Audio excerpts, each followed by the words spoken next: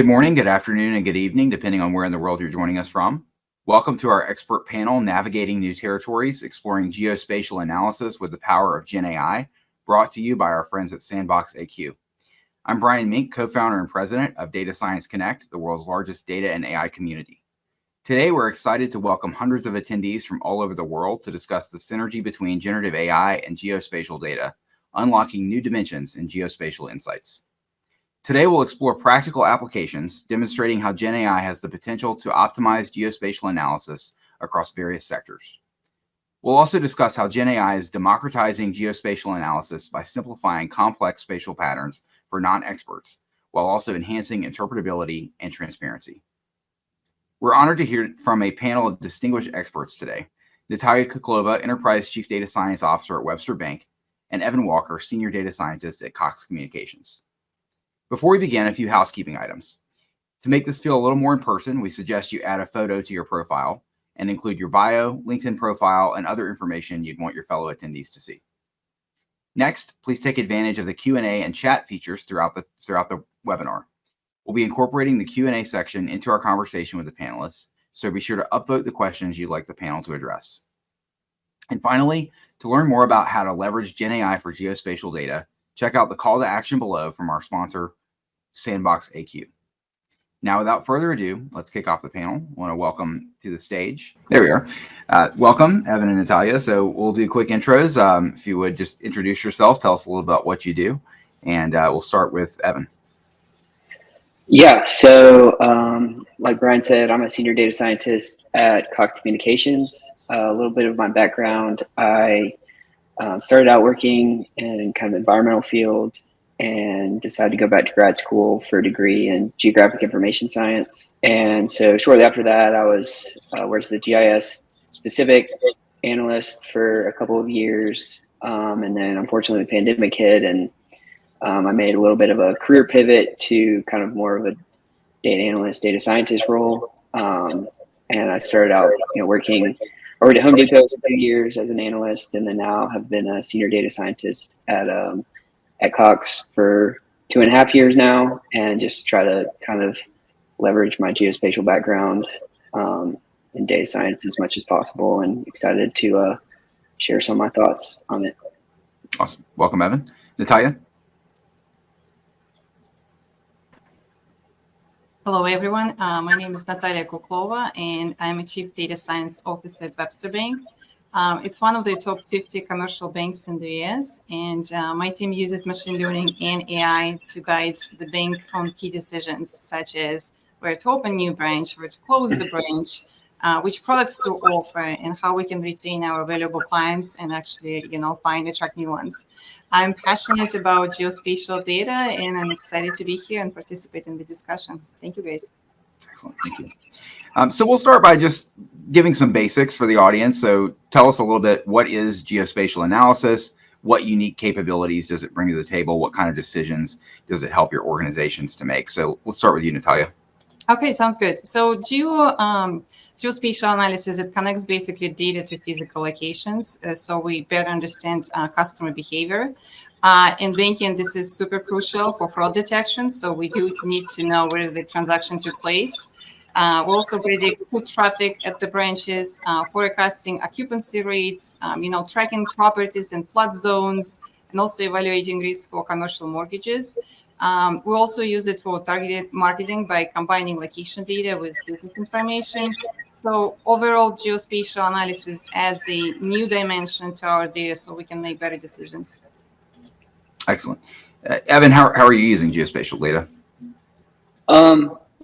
So just kind of echoing Natalia, I think geospatial is just another metric data point that we have for whatever we're trying to do, and so it's just another element to our prediction, our forecasting. Kind of my role, we use it for sort of marketing specific testing. So we have some zip code based marketing tests that we'll use, and then some of those testing will look at locations and kind of how those markets behave. And when we're picking testing controls, we'll take the location as a whole also we use it for looking at competitive pressures and knowing kind of who the competitors are in certain areas and adjusting offers and pricing and all of that kind of thing. And then also just another kind of predictive feature. So yeah, that's how we use it. Got it. And so in the context of Gen AI, I want to kind of take the conversation there and how Gen AI is changing how we leverage geospatial data. So what do you guys see as being the trajectory of Gen AI and how it's going to impact how we think about geospatial data and what we're able to do with it? Evan, why don't you kick that one off? Yeah, I think it's similar to what Gen AI is doing for a lot of things. I think it's making things simplified and sort of lowering the barrier to entry to analysis and insights that you can gain. So for instance, making things more conversational and saying show me X in this area, and then kind of putting those layers and analysis together, I think is one of the potential benefits, or kind of where it's heading. And again, just making things more conversational and kind of easier for non-technical users, and sort of lowering that barrier to entry for geospatial analysis and stuff like that. Natalia, where do you see things headed with Gen AI? So yeah, I agree with Avon. So basically, Gen AI, even in banking, it's transforming how we use geospatial data. So mainly it's by filling up the gaps in the geospatial data. It's enormous, but sometimes you have, I don't know, the city, but there's no zip code, or, you have the state, but there's no city name, right? And zip code is partial. So Gen AI is actually helping us to fill up, those gaps. So which is super helpful. In the future, I do see huge potential in the route optimization and personalization. So I do hope, like with quantum computing, so we'll see new visualizations and new insights, which will be deeper than what we see today. Because again, just frankly, right, if we present something, to the executive management, it's, simple, 3D map, right, showing how many deposits we have in a certain branch. Yes, it can be dynamic with Power BI or Tableau. But again, it's a little bit boring, right? And it's sort of, you always feel like you're not telling the full story, what's happening. So I do see like an improvements in that area. Personally, as the average person who is using maps, I would like to see the improvements in the way Gen AI kind of is built on top of like Google Maps, right, or any other driving maps. So today I do see like in a couple of things. So if we take Google Maps as an example, right? If you're driving today, it actually gives you usually the shortest time. Maybe it's most convenient to take actually the highway and drive, for extra 5 miles, and, time-wise it will be the same, instead of taking a local road with like 10, traffic lights. And that's, happened to me. And it's, you kind of can't specify, right, what the route you want to take and what your preferences are. So that's kind of one area. Another thing, like today in those old driving apps, you're actually not able to say like, I would prefer not to take the left turn. And for those who are in the US and driving maybe in New Jersey state, where there's in some roads, in intersections, there's no traffic light and there's no stoplight. It's quite challenging to take those left turns, because sometimes you do them, basically blindly, because it's just, kind of overcrowded, area.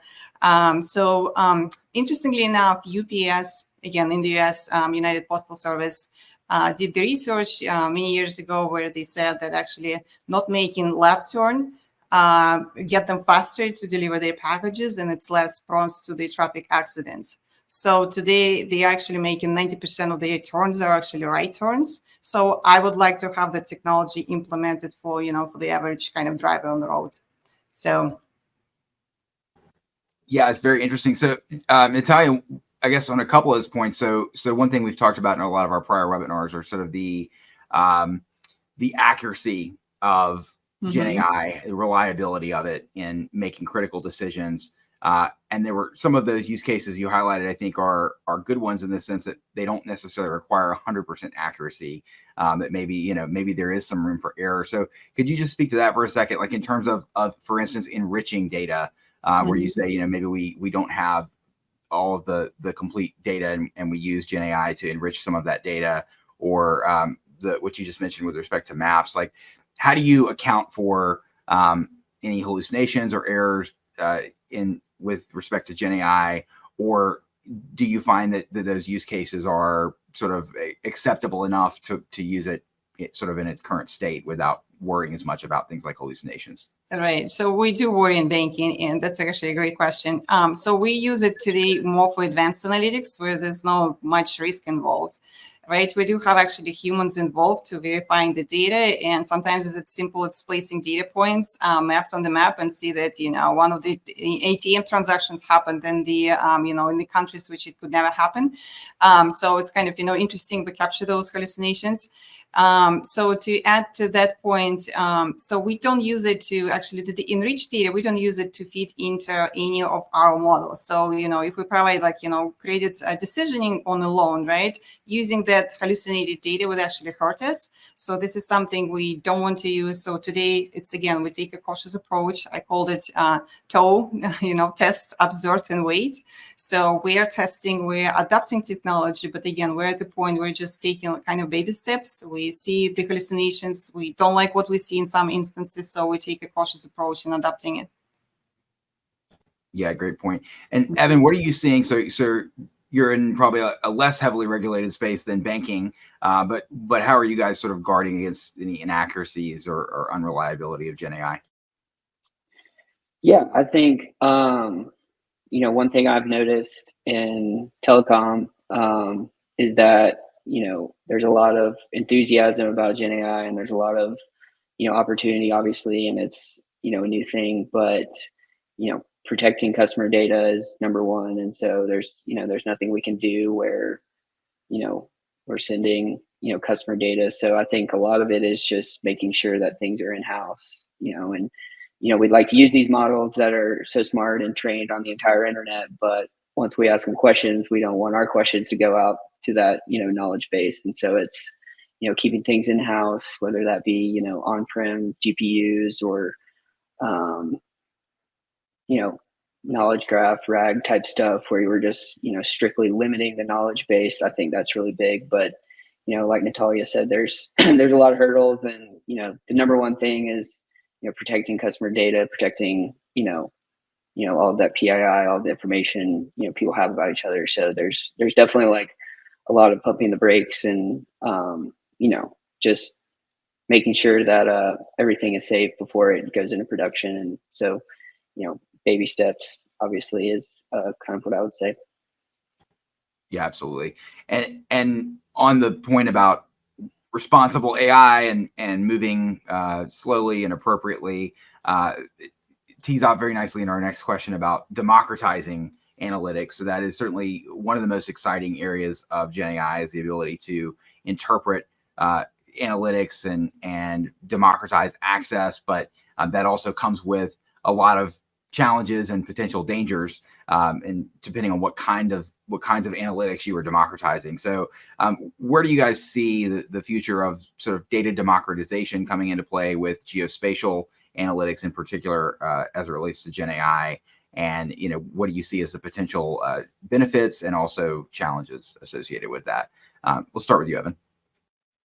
Yeah, so like I was saying, I think a lot of what Gen AI does is it lowers the barrier to entry for folks, and so whether that be having it write you a Python script that historically would take a long time, but now it's a lot easier, and you just ask them to do that. And I think it's going to be no different with geospatial type things where you ask it questions like whatever you want, I guess, like what whether that be looking for a restaurant, and I think it'll just be a lot more conversational. And I think when things are more conversational, and it's I think that's what's going to really rapidly increase adoption, is just kind of the ease of use, and talking to Gen AI versus writing queries or scrolling or getting the layers together. I think there's going to be a lot more kind of one-stop shop, just conversational, ask it a question, make something happen, which is kind of how ChatGPT works. You can ask it anything and it'll tell you something. I think they'll just be incorporating mapping to that, and kind of whatever the specific requests are, we'll just sort of go spit it out in a conversational, easy manner. And how do you see that workflow working? Like, do you see it more as, folks who are experts who are kind of in your roles using that as kind of a shortcut and a way to get you somewhere faster with maybe less code, less manual effort? Or do you see it with folks who maybe are more business users who might be able to tap into these analytics? Like, what do you think is how that's likely to play out in practice? Probably a little bit of both. I mean, I definitely would say maybe the latter kind of, again, lowering the barrier to entry, not necessarily having, needing as much specialization to get the insights out of it. And then again, like, going back to this, being something you do in your free time to ask good questions about restaurants versus, something in your work where you're, pulling up customer data. There's always the, how secure things are and making sure that everything is, safe and you're not leaking any data. But yeah, I mean, I think it, will require less specialization and kind of open the door for more, geospatial related analysis from different folks. Is what I would say. Natalia, how do you see this playing out in terms of who's likely to use it and how they're going to use it? Right. I do think technology is powerful, but it's also important kind of to use it responsibly and understand its limitations. So if non-experts start using it, it's fine. They don't know what centroids means or like, polygons, right? They don't want to get that level of detail. So I actually, glad to see with Gen AI, you can get geospatial insights more easily. There are vendors who are now putting Gen AI on top of whatever the geospatial solutions they have. So it can analyze heat maps, give you like, well, this is the trend, right, in the data, and give you like, natural language kind of explaining what the data tells it. So it's, super cool. But again, we do need to have human oversight. And I think it's quite like early stages to start, using it, blindly. So as long as the non-users understand that you do need to verify the outputs you get, I think, we will be fine. For data scientists, and especially for junior data scientists, they can see it as, very nice avenue to explore, right? Where, the codes can be written within like a minute, even though like when you bump into like some bug, you might end up like, trying to find that error like for a day. So I think it's all fine. But again, depending on the risk, we should be using it carefully and kind of know its limitations. Absolutely. So that leads us to our next question, I guess, which is the role of interpretability and transparency of insights that are derived from geospatial data. So I think that's a critical point to your point, Natalia, about being able to trust but verify and knowing where the data is coming from. So how do you see, I guess, Gen AI contributing on the one hand to transparency and interpretability of the geospatial data that you're getting, but also then what additional challenges are posed by Gen AI itself in allowing for that transparency and interpretability, and how do you account for that? So Natalia, why don't you start there? Yeah, sounds good. So in banking, the safest approach for us at the moment is, you start using Gen AI, you see the results, you analyze them. Depending on which Gen AI model you start running, you get different results sometimes. So currently we're facing the issue where different LLMs produce different results, and we're actually comparing, between LLMs, right? Thinking, this model will be probably, more suitable for our use case. So it's just, trial and error. So again, we're at the early stages, we're experimenting with the data, we're testing, we're observing, we're kind of documenting, what's happening like with different models. But again, there's no kind of clear cut or, something that we can say, if we do X, Y, Z, it will solve our issue. So I think the Gen AI, at some point, to your point, actually, Brian, I think we'll just accept that risk or level of, mismatch, right, between the models. Let's say it's like between 3 and 5%. We're okay with that. But again, those comparisons should go against the fully kind of, labeled data. So we are confident what the LLMs does is matches what the human, how the human would actually label the data. So again, we just did, started exploring, using the data, seeing the results. Some we like, some we don't like. So we're not fully adapting and pushing it into the models, the results of the, Gen AI.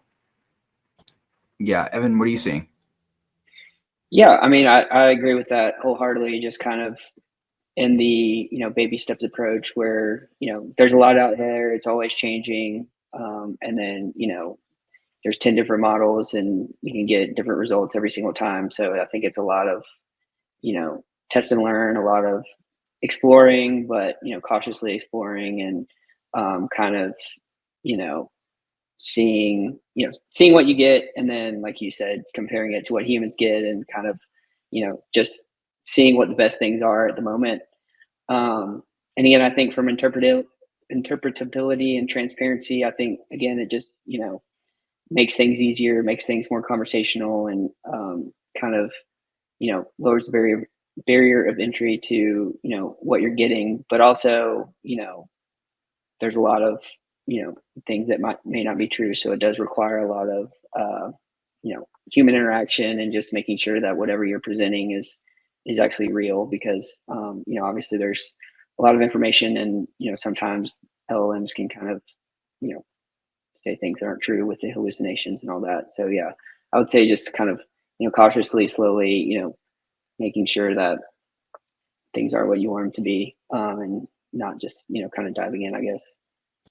So you both mentioned kind of the concept of test and learn. So I want to just drill down on that for a second. How would you, when you're deciding what you want to test and what you want to learn, and what use cases are maybe the most promising and the ones that are the least likely to result in liabilities, I guess I would say, for the organization, what's your framework for making that assessment about whether this is something that we can proceed with, proof of concept on, or whether this is something potentially we could put out into production pretty soon? Like what does that framework look like in making that evaluation? Natalia, what are your thoughts there? So it depends, right, on the use case. So we actually look at, what are we trying to do with the data? Is it like a business decisions where we approve the loan, and that data points, right, that we take from, the output of LLM, we're trying to fit that model. So that's for us at the moment is like a big no if human didn't verify the output. So, for example, the ATM transaction I mentioned, right? It was in a sanctioned country, so it would be like one for the country where the transaction shouldn't take place, right? Or we would say, that's basically applicants should be denied. So if you start feeding the incorrect data points, right, hallucinated outputs, then you kind of will start denying clients who maybe was doing the transaction in the US or like somewhere in Europe, which is, not a sanctioned country. So again, to your point, like reliability, right, and like showing to the regulators we do the right thing, and we're not, there's no bias, right, and there's no errors that, we have the models which start producing some, bogus results. So for the stuff we do also, we started analyzing the LLM's outputs, but we look if it's advanced analytics, which is kind of nice to know, and it's okay to have, I don't know, that 5% error rate or even like 10%. We're fine because we're exploring. We're doing the research at the moment, right? We kind of, as we run different LLMs, see the shortcomings, we document those, and we do decide later, okay, this is, probably, kind of high risk area. We don't want to use this data produced out of LLM for the specific use case versus, well, it's nice to know we don't make business decisions based on that. So it's okay if there are like some errors in that LLM output. Yeah, for sure. Evan, what are your thoughts there on how you would evaluate which use cases are not high risk or good candidates to maybe do a proof of concept? Yeah, I mean, I would go back to kind of the just customer safety, and not letting data, out into the wild. And just, I would say that's the number one priority at all times. And so, any sort of testing would need to pass those clearances to begin with. And then, I would just say, verifying whatever, output information you get, making sure that it's true and interpretable and, useful to the business.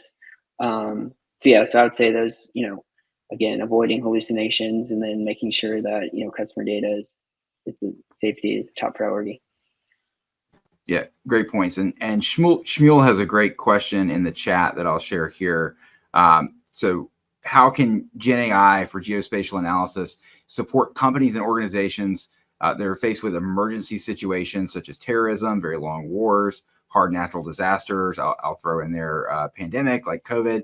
How can we leverage some of this new technology to respond to some of these unexpected events that can be quite transformative for business?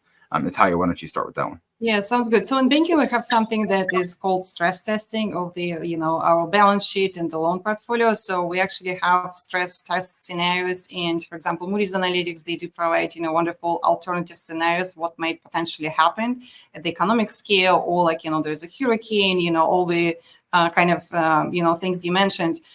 So we do stress our loan portfolio using those, what's going to be the unemployment rate, what's going to happen to those like flood zones and stuff. So we can use Gen AI to to create those scenarios and help us with that.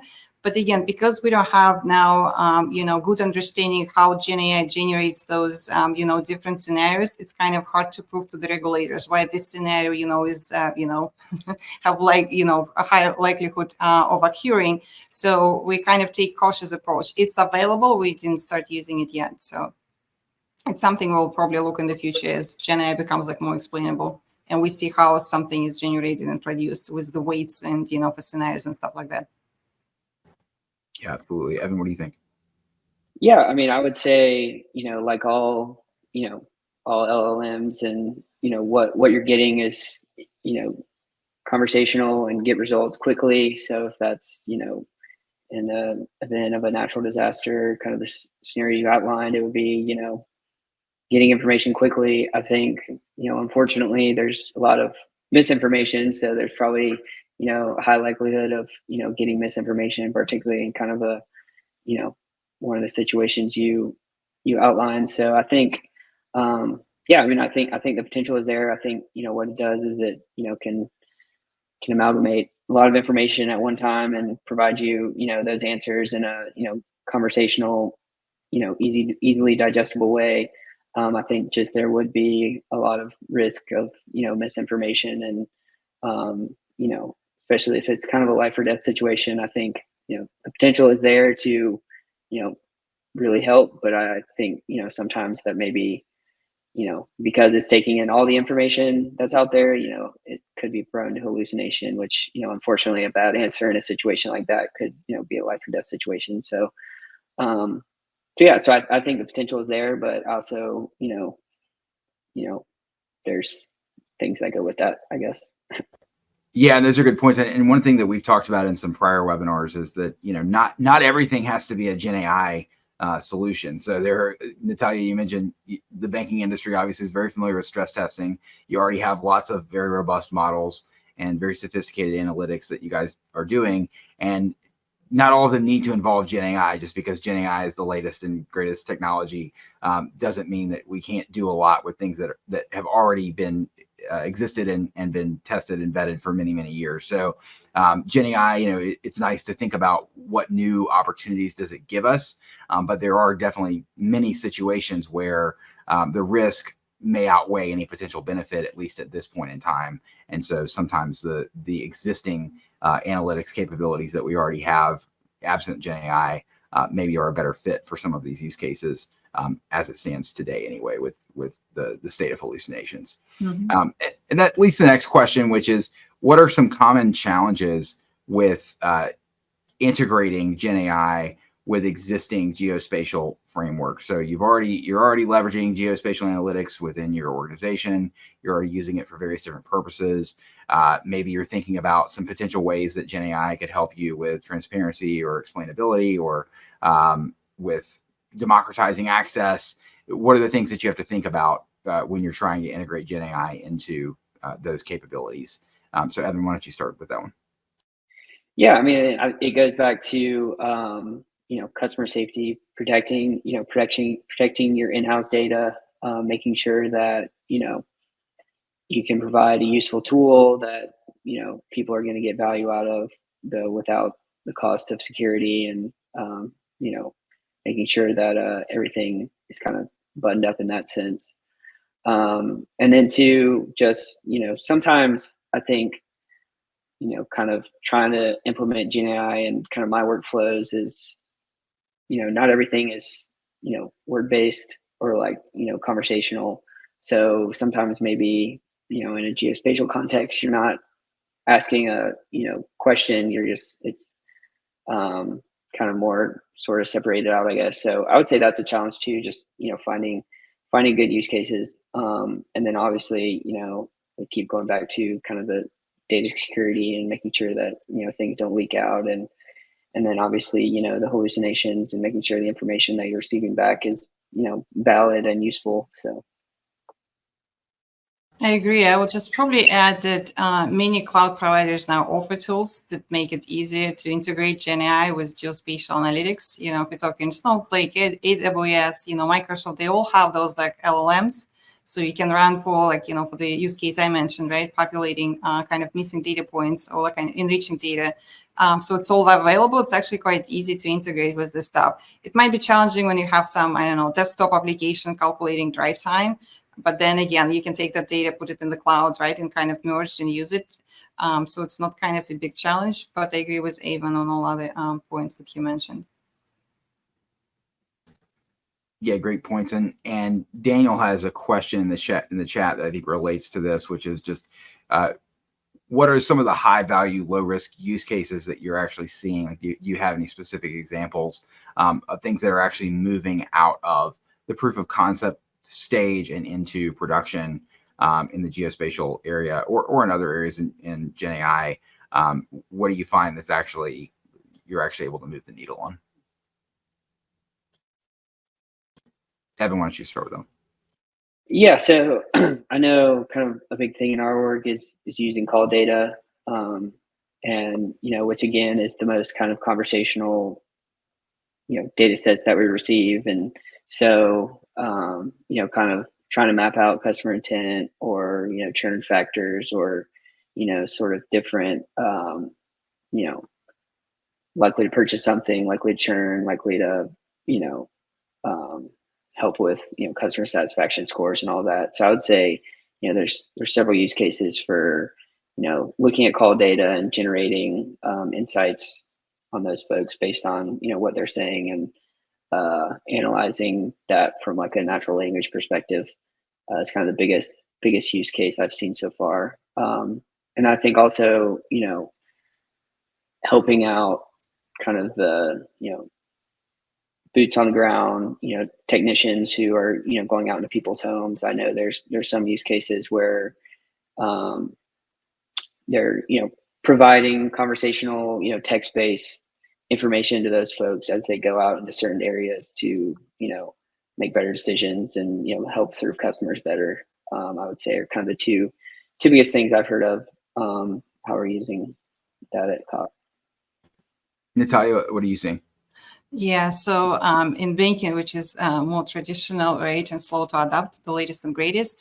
So I would say we're not adopting Gen AI or like replacing or thinking that Gen AI will fix everything for us. We're actually sticking with like traditional ML and AI.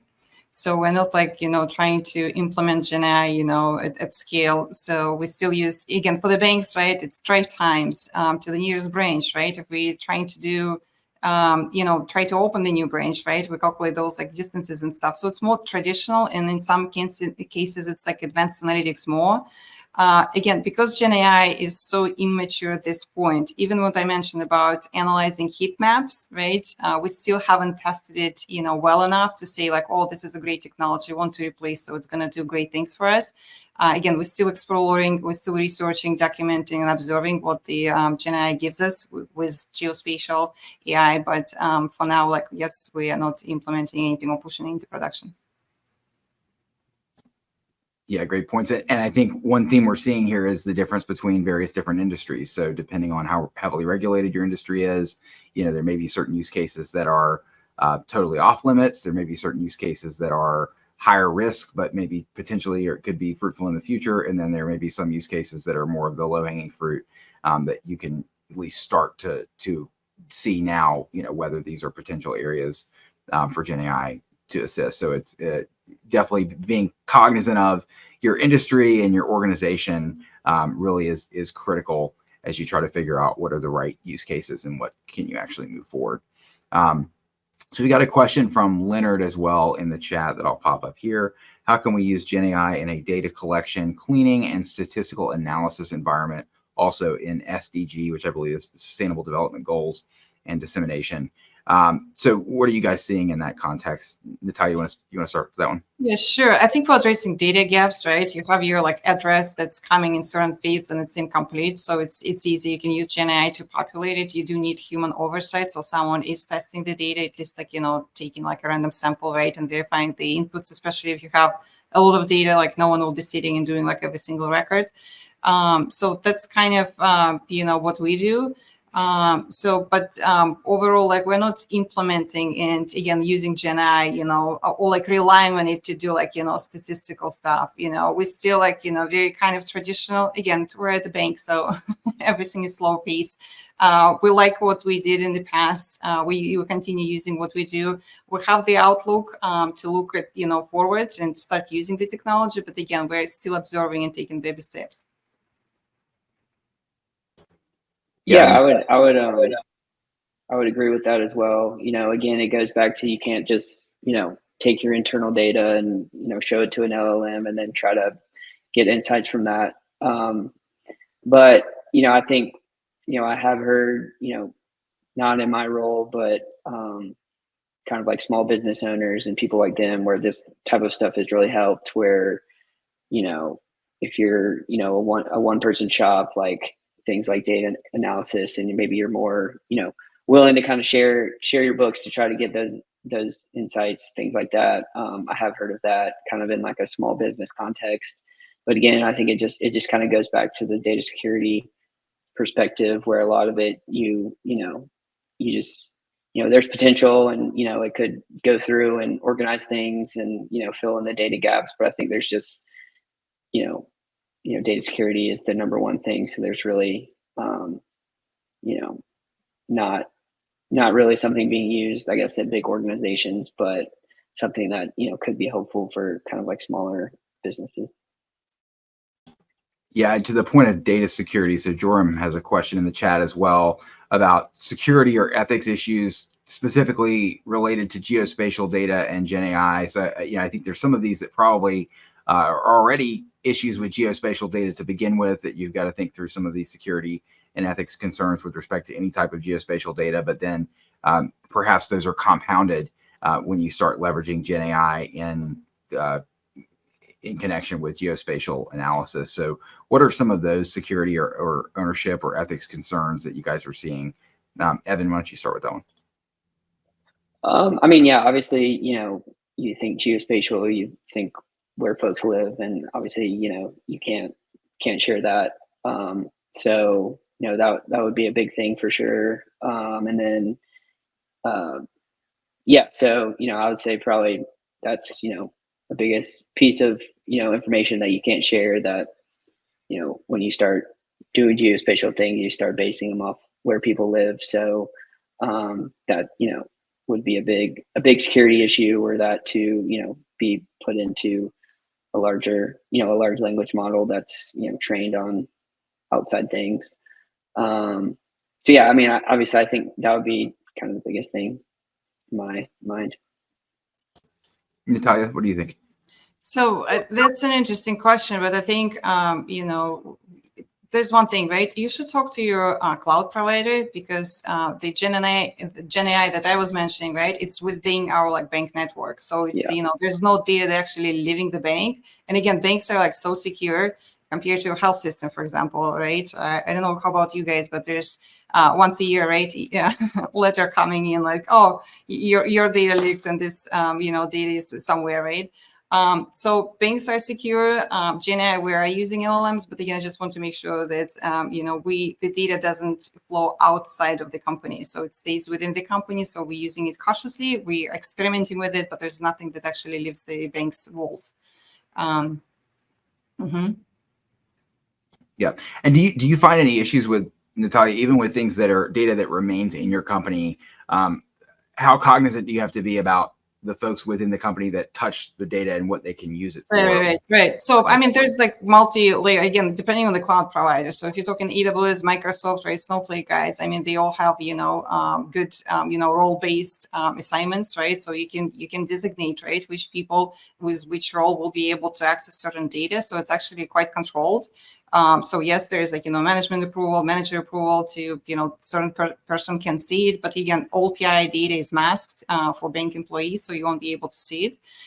So again, I would suggest, talk to your cloud provider and your IT cloud team if you have one. So it's quite, you can figure out and you can assign, and it's actually, well protected.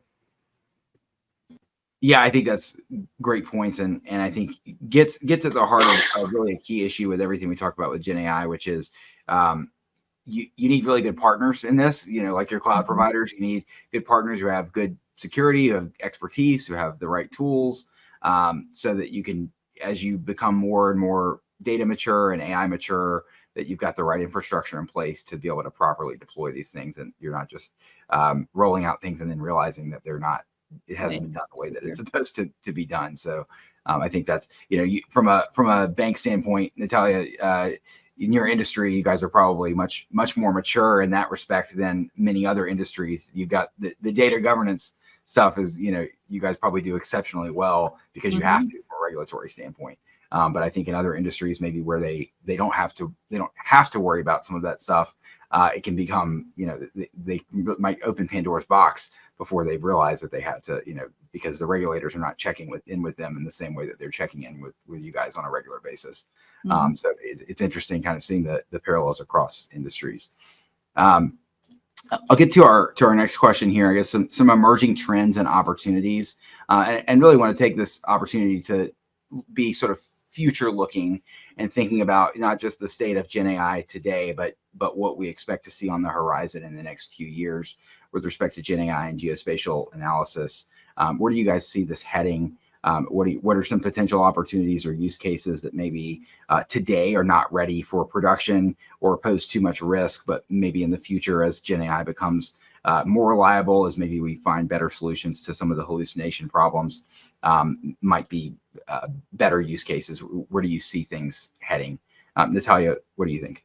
Sounds good. So I think things like vacation planning and route optimization will become easier over time. So in the banking, I don't see any like use case where it will be like super helpful. Again, ask me 3 years from now, I will be like at a different place and tell you like a different answer. So for now, what we use is kind of quite sufficient. Yes, there might be some improvements that we can use with Gen AI, but again, hallucination is something that stops us from actually adopting the technology in full.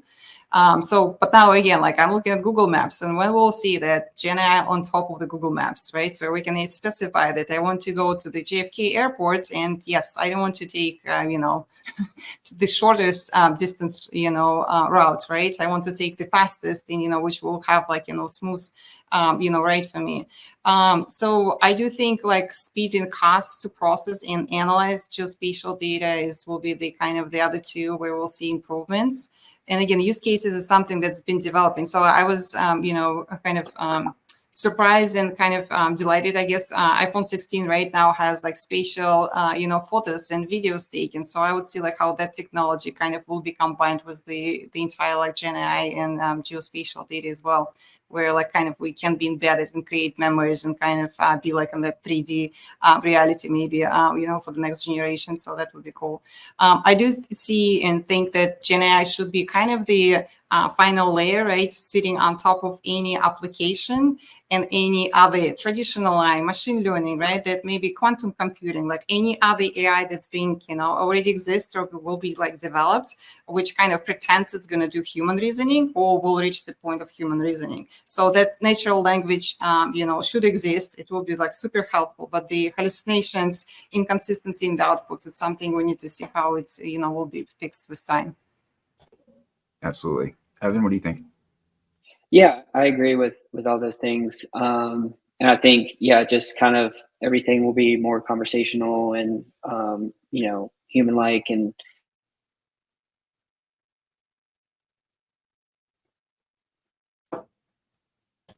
I think Evan froze here. So we'll pick up with one of the questions in the chat while Evan hopefully rejoins us. Oh, there he is. Hey, Evan.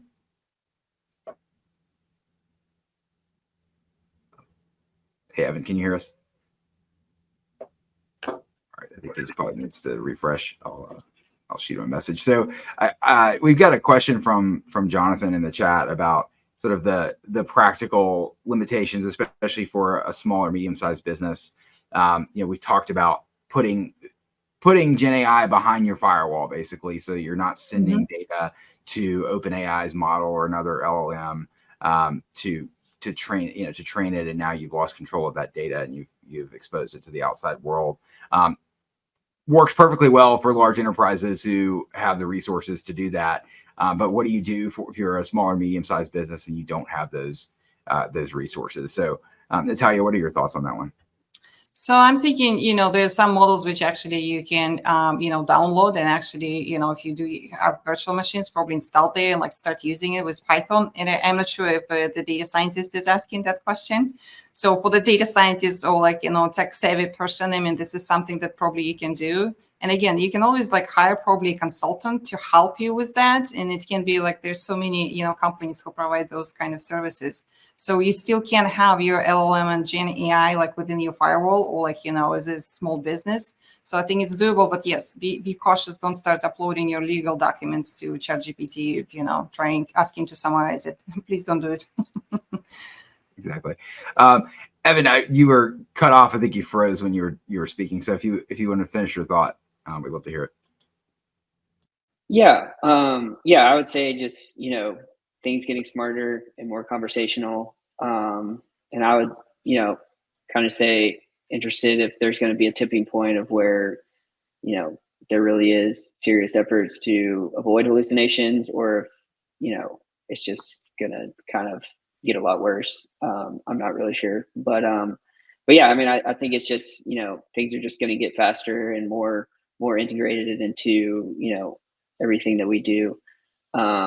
And I guess, yeah, from, including things like Google Maps and, being more conversational and kind of asking things to do things for you as a personal assistant, and, how you interact with maps, whether that be, trip planning or, route planning or, finding some place to eat or whatever. I think it'll just, kind of continue to be more, conversational and integrated into sort of everything that's going on. Yeah, absolutely. Well, we're getting close to time, so I want to go ahead and jump to our lightning round. So just in a word or a phrase, just some final thoughts on where you see the role of Gen AI playing in geospatial analysis. So let's start with you, Evan. Yeah, I mean, again, like I said, I think it's going to be a lot less clicking and a lot more, talking and getting answers and getting, getting information that way in a more, conversational, smarter manner, I guess.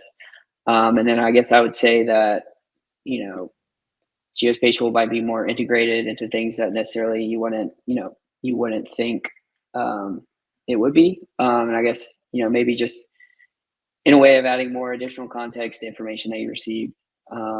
So yeah, just, getting smarter, getting more integrated into everything you do, and, hopefully becoming more accurate as a result.